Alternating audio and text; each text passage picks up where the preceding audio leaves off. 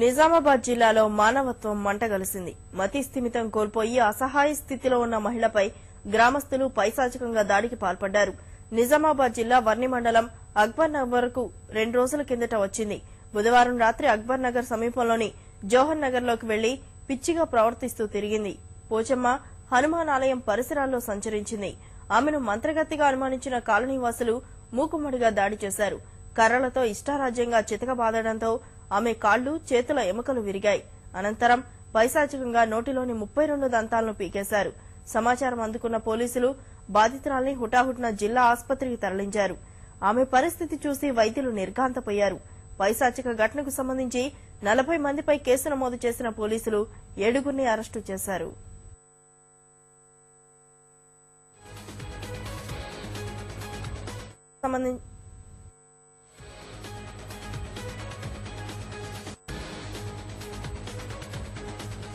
ఇక ఇదే అంశానికి సంబంధించి మరింత సమాచారం మా ప్రతినిధి లింగయ్యని అడిగి తెలుసుకుందాం.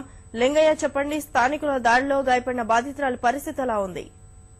లలిత, నిజామాబాద్ జిల్లా వర్ని మండలంలో చోటు చేసుకున్న అత్యంత పాశవికమైన దాడిలో గాయపడ్డ మహిళ పరిస్థితి ప్రస్తుతం దారుణంగా ఉందని చెప్పవచ్చు. ఆమె నిన్న 3 గంటల పాటు నిజామాబాద్ జిల్లా ప్రభుత్వ ఆసుపత్రిలో చికిత్స అనంతరం వైద్యులు ఏమి చేయలేమని, ప్రస్తుతం మహిళ పరిస్థితి అత్యంత విషమంగా ఉందని, తాము నిజామాబాద్ జిల్లా ఆసుపత్రి చరిత్రలోనే ఇటువంటి సంఘటనను, ఇటువంటి కేసును ఎప్పుడు చూడలేమని వారు నిజామాబాద్ జిల్లా ఆసుపత్రి నుంచి ఆ మహిళను హైదరాబాద్ ఆసుపత్రికి తరలించాలని కోరడంతో పోలీసులు కూడా ఆమెను హైదరాబాద్ గాంధీ ఆసుపత్రికి తరలించారు. ప్రస్తుతం గాంధీ ఆసుపత్రిలో మహిళ చికిత్స పొందుతుంది. ఇక ఈ సంఘటన విషయానికి వస్తే నిజామాబాద్ జిల్లా వర్ని అక్బర్ నగర్ సమీపంలోని జవహర్ నగర్ కి మొన్న రాత్రి 2 రోజుల క్రితం రాత్రి ఓ మహిళ వచ్చింది. ఆ మహిళ ఏ ఊరో కనీసం మతి స్థిమితం లేని పరిస్థితిలో ఉంది.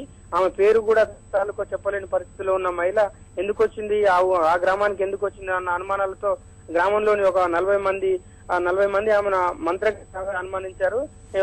మంత్రాలు చేయడానికి తమ ఊరికి వచ్చిందంటూ ఆమెను అనుమానించి మూకుమ్మడిగా మంత్రగత్తె అనుమానంతో ఆమెపై దాడి చేయడం జరిగింది. కర్రలతో ఇష్టారాజ్యంగా ఆమెను కొట్టినట్టుగా మనకు సమాచారం ఉంది. ఇష్టారాజ్యంగా అత్యంత పాశవికంగా కూడా మహిళను అత్యంత దారుణంగా కూడా కొట్టినట్టుగా స్థానికుల నుంచి సమాచారం కూడా ఉంది.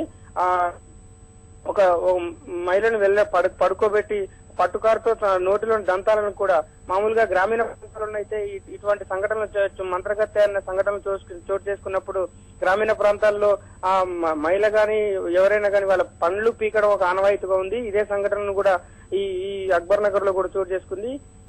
ఆ మంత్రగత్తెగా అనుమానించిన గ్రామస్థ ఆమె నోటిలోని 32 పళ్ళను కూడా పట్టుకారుతో అతి కిరాతకంగా పీకేశారు. నొప్పు భరించలేక విలువెళ్లాడిన అదిమి పట్టి మరీ దాష్టికానికి పాల్పడ్డట్టుగా కూడా తెలుస్తుంది. ఇలా మొత్తం 32 పళ్ళను పీకేసినట్టు కూడా వైద్య పరిశీలనలో వెల్లడైంది. కర్రలతో ఇష్టారాజ్యంగా కొట్టడంతో తెలివి తప్పిన ఆమె చేతులు కాళ్లపై నిలబడి తొక్కినట్టుగా కూడా, ఎముకలు కూడా విరిగినట్టుగా వైద్యులు నిర్ధారించారు. ఈమెను కొట్టిన దెబ్బలు ఈ జిల్లా ప్రధాన ఆసుపత్రి వైద్యులు నివ్వెరపోయారు.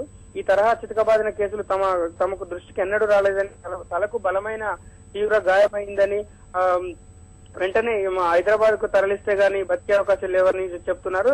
ముఖ్యంగా ఇప్పుడు ప్రస్తుతం అయితే ఆమె గాంధీ ఆసుపత్రిలో చికిత్స పొందుతుంది. అక్కడ కూడా అత్యంత విషమంగానే ఉన్నట్టుగా కూడా మనకు సమాచారం ఉంటుంది. ఇక ఈ కేసుకు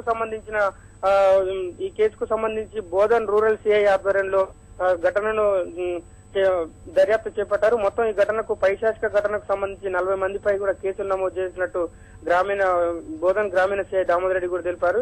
ఇప్పటికే 7గురిని రిమాండ్ కు తరలించినట్టు కూడా పేర్కొన్నాడు. మిగతా వారిని కూడా త్వరలోనే అరెస్టు చేస్తామని, రిమాండ్ కు పంపిస్తామని ఆయన చెప్తున్నారు. మొత్తానికి ఈ ఘటన నిజామాబాద్ జిల్లాలో మొన్న రాత్రి 11 గంటలకు జరిగినప్పటికీ 11 గంటల తర్వాత స్థానిక పోలీసులకు, వర్ని పోలీసులకు సమాచారం అందడంతో వాళ్ళు అర్ధరాత్రి నిజామాబాద్ జిల్లా ఆసుపత్రికి తరలించారు.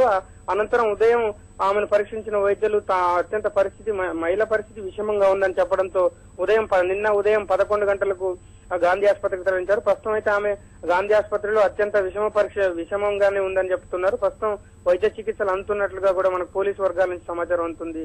లలిత, ధన్యవాదాలు లింగయ్య.